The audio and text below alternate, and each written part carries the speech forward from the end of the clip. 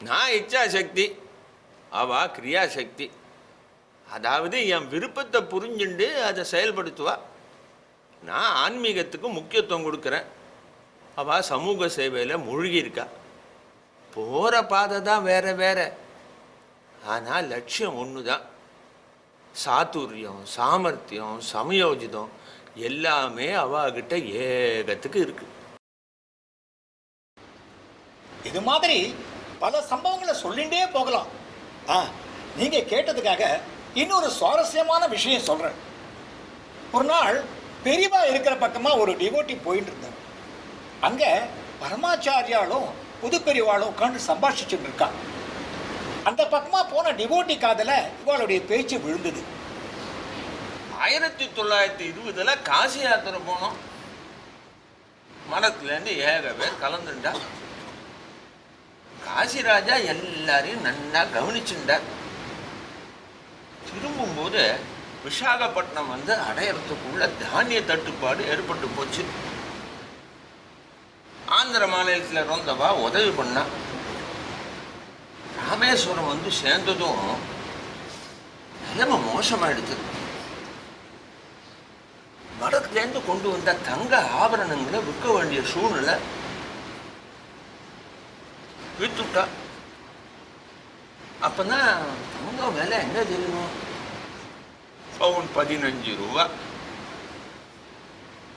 அதுக்கப்புறம் தஞ்சாவூர் தினம் நூட்டு கொடுத்துட்டா.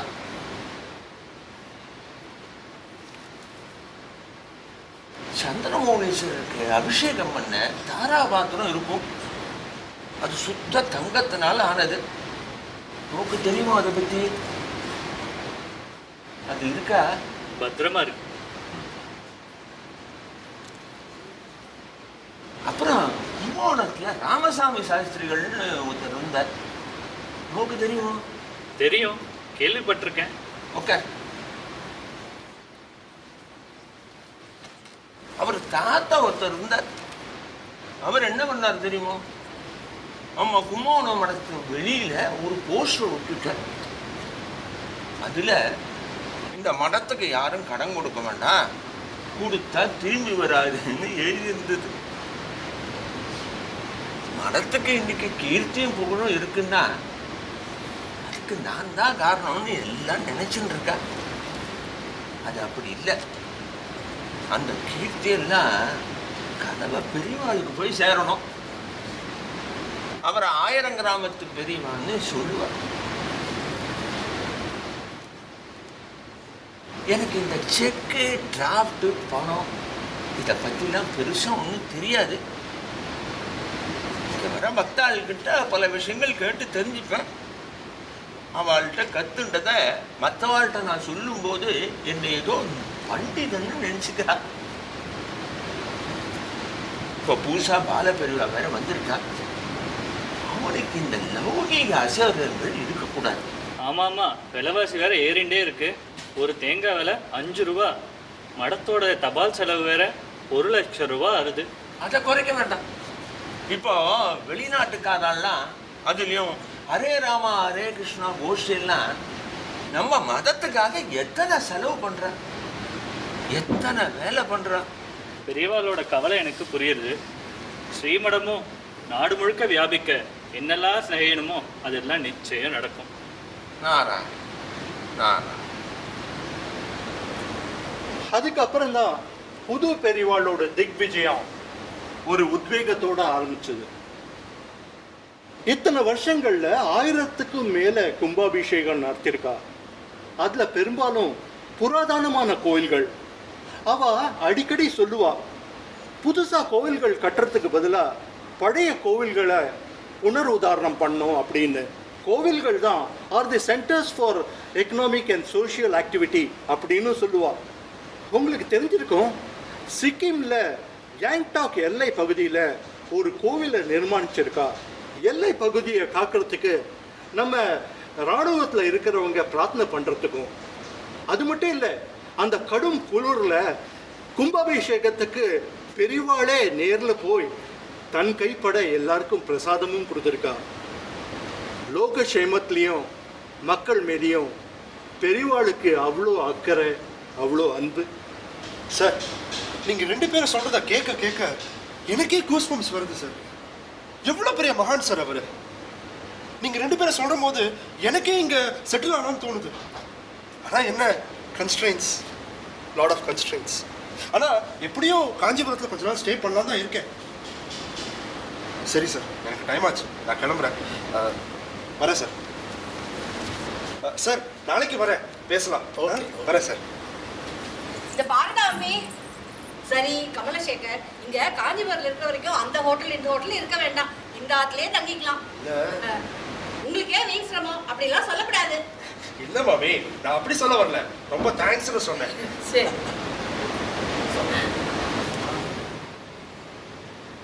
ஸ்ரீமடத்தை பற்றியும் இந்து மதத்தை பற்றியும் எழுத போகிறதா வாசுதேவன் சொன்னார். சந்திரமுனீஸ்வர பரிபூர்ண கடாட்சம் உண்டாகட்டும். பெரியவாளை பத்தி எழுதலாம்னு இருக்கேன். ஏன்னா பெரியவாளும் இந்த சமுதாயத்துக்காகவும் சமூகத்துக்காகவும் இடையராது தன்னையே அர்ப்பணிச்சுட்டு இருக்கீங்க. தனி மனுஷாவை பற்றி எழுதுறதை விட ஸ்தாபனத்தை பற்றி எழுதுறது தான் உச்சிதம். ஸ்தாபனத்தை பத்தி எழுதணும்னா அதை வழிநடத்தி கொண்டு போறவங்களை பத்தி எழுதணும் இல்லையா? பெரியவா பீடத்து வந்ததை பத்தி சொன்னா அதே ஒரு ஆரம்பமா வச்சு எழுதுறதுக்கு சுலபமா இருக்கும். மார்ச் மாதம் 22ஆம் தேதி 1954ஆம் வருஷம் பெரியவானுக்கு தீட்சை கொடுத்தாங்க. ருத்ராட்சம், ஸ்பட்டிகம், பீதாம்பரம் எல்லாம் கொடுத்தாங்க. அதோட சன்னியாசிகளுக்கே உண்டான காஷாய வஸ்திரத்தையும் கொடுத்து 4 விஷயங்களை சொன்னாங்க. முதலாவதா நான் காலடி போனதில்லை. திருச்சிராப்பள்ளி போயிருந்தப்போ தெற்கு மடத்துக்காரா அங்கே போகக்கூடாதுன்னு தடுத்து விட்டா. நீ உன் பீரியடில் அங்கே போய் அந்த ஊரில் ஒரு நினைவு மண்டபம் வச்சுட்டு வா. ரெண்டாவதா இந்த டெல்லி கில்லி பக்கம்லாம் நான் போனதில்லை. நீ பத்ரிநாத், கேதார்நாத் அங்கெல்லாம் யாத்திரை செஞ்சுட்டு வா. மூணாவதா பிரயாக க்ஷேத்திரத்தில் ஒரு நினைவு மண்டபம் வைக்க ஏற்பாடு செய்.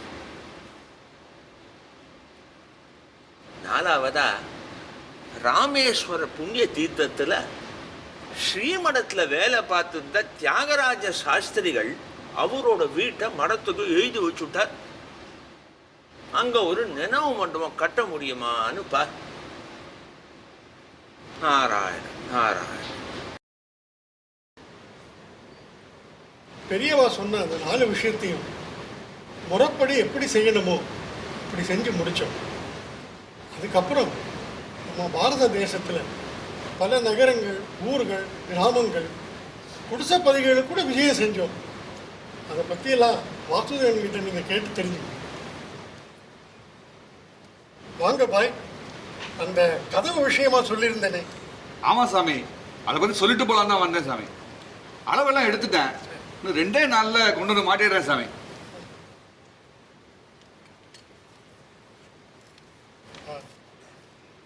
இந்த இடத்துல ஸ்ருதி, ஸ்மிருதி அது 2க்கும் உள்ள வித்தியாசத்தை நல்லா தெளிவாக தெரியப்படுத்துகிற மாதிரி மாற்றிக்கணும். பாய், அதை கொஞ்சம் சீக்கிரமாக பண்ணி கொடுத்துருங்க. சரிங்க சாமி. டீ கூட்டு தானே? ஆமாம் சாமி. நீங்கள் ஆஃபீஸில் போய் பணத்தை வாங்கிக்கோங்க. சரிங்க சாமி. இவா சங்கரி வருஷக்கணக்கா இந்த படத்திலேயே கைங்கரியம் பண்ணிட்டு இருக்கா. இல்லை, நான் அப்புறம் வரேன். பெரியவா முக்கியமான வேலையாக இருக்கா. நம்ம செய்கிற எல்லா செயலுமே முக்கியமானது தான். அப்படி இல்லைன்னா அந்த செயலை நம்ம செய்ய மாட்டோம். நீங்கள் சங்கரிட்டையும் பேசுங்க. உங்கள் ரிசர்ச்சுக்கு தேவையான மெட்டீரியல் அவள்கிட்டருந்தும் கிடைக்கும். காசு வாங்கிக்கிட்டேன் சாமி. வரேன் சாமி.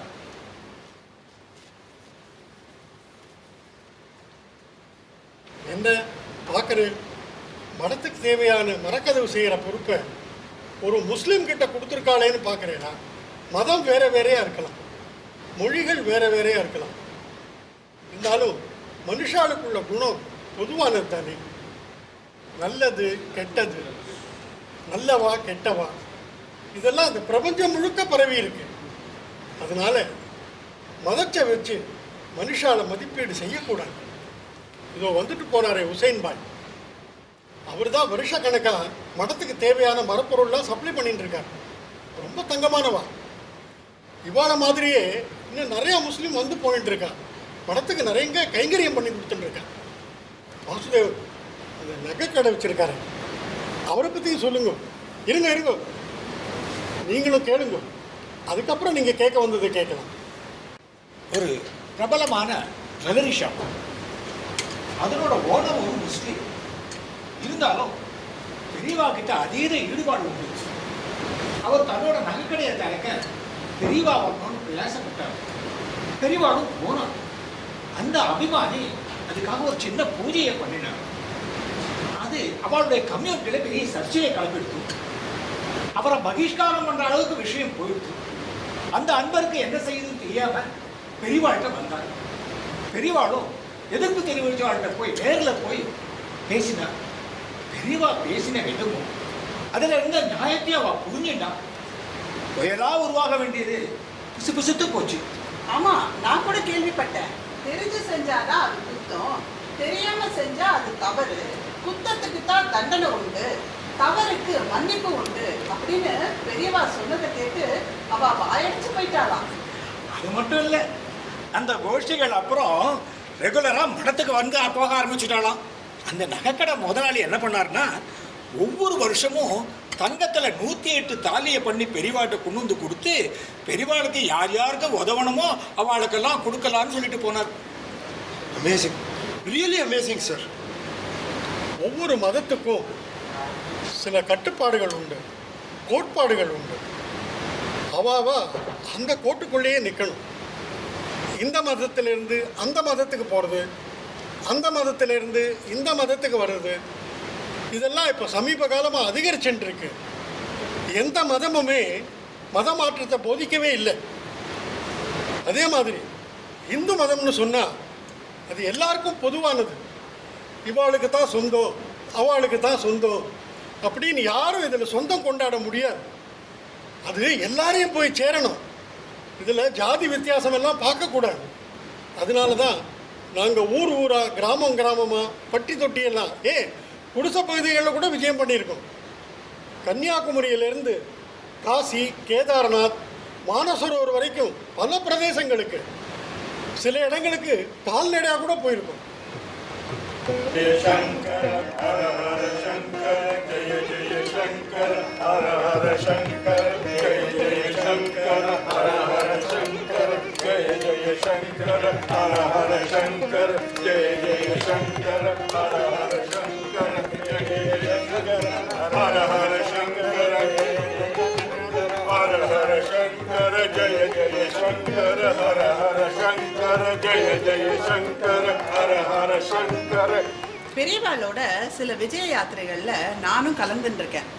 அப்போ ஒரு சமயம் வாசுதேவன் மாமாக்கும் எனக்கும் ஒரு சின்ன சர்ச்சை ஏற்பட்டது.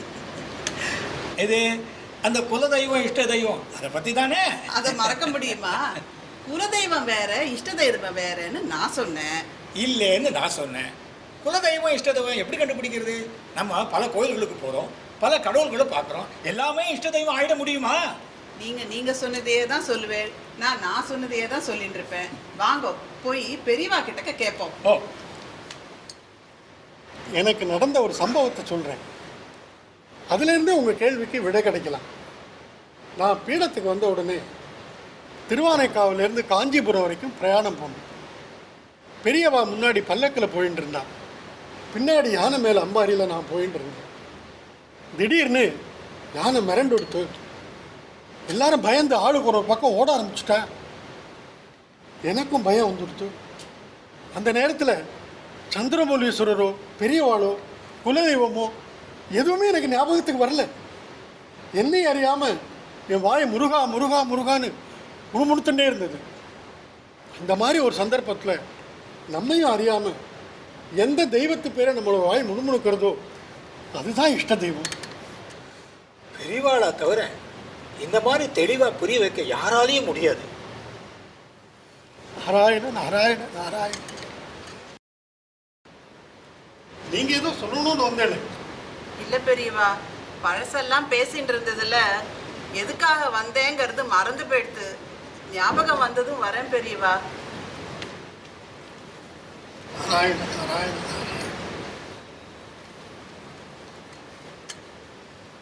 நீங்கள் இன்னும் எவ்வளோ நாள் காஞ்சிபுரத்தில் தங்குறதா அபிப்பிராயம்?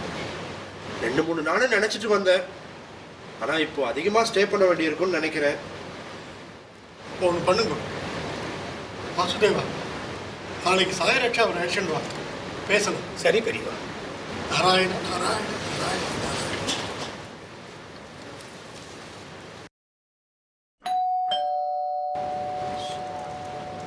யூ கேரி ஆன், நான் யாருன்னு பார்க்குறேன்.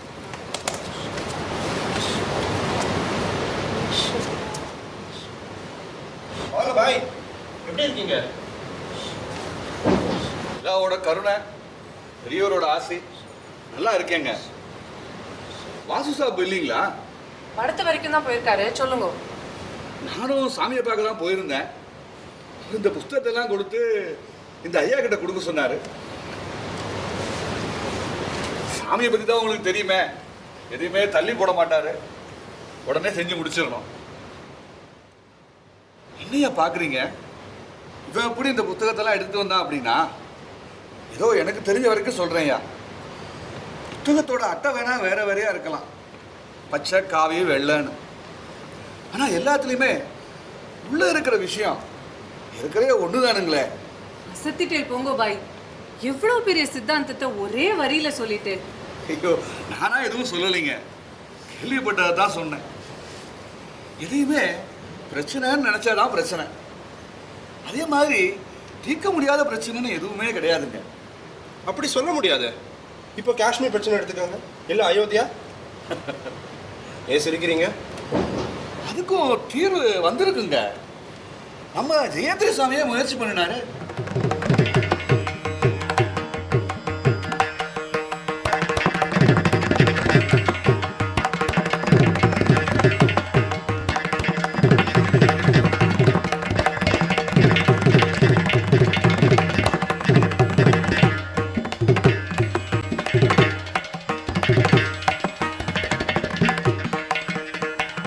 சுமூகமா முடிஞ்சிரும்னு நினைச்சிட்டு இருந்த நேரத்துல எல்லாமே வேற மாதிரி ஆயிடுச்சுங்க.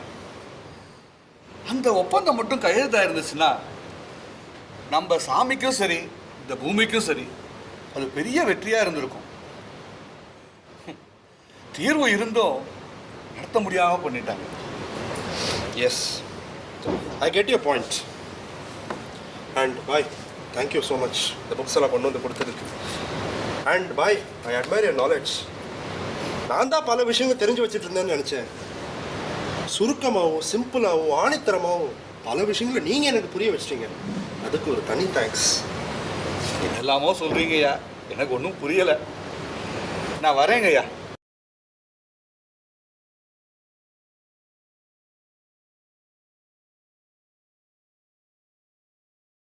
பெரியவா கொடுத்த எல்லா புஸ்தகங்களையும் ஒரே மூச்சில் படித்து முடிச்சுட்டேன்.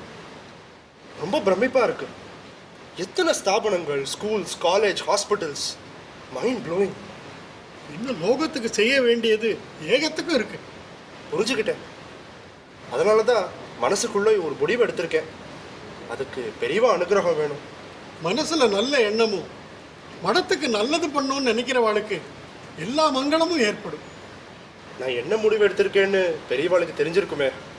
ஓ மூலியமா மற்றவாளுக்கும் தெரியட்டுமே. வாசுதேவன் சார், நான் உங்ககிட்ட கூட சொல்லலை. முதல்ல பெரியவா கிட்டேருந்து ஆசீர்வாதம் வாங்கிட்டு அப்புறம் சொல்லலான் இருந்தேன்.